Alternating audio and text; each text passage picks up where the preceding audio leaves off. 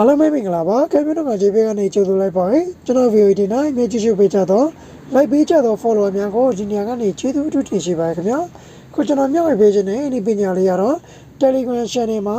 Gallery မပေါ်အောင်လုပ်တဲ့နည်းလမ်းလေးပဲဖြစ်ပါတယ်ဒီ video လေးကမိတ်ဆွေတို့သုံးမယ်ဆိုရင်ကျွန်တော်ရဲ့ဖို့လေးကို like and share လေးလုပ်ပေးသွားကြပါအောင်ခင်ဗျာကျွန်တော်ရဲ့ TikTok Facebook page ဖြစ်တဲ့ Khant မျိုးတော့ကကိုလည်း like and follow လုပ်ပေးကြဖို့အားလုံးမေတ္တာခံပါရခင်ဗျာဒီ channel ကြောင့်လေးရရှင်လေ comment မှာပြီး message မှာပြီးမေးမြန်းလို့ရပါတယ်ဒါဆိုရင်ကျွန်တော်ဒီ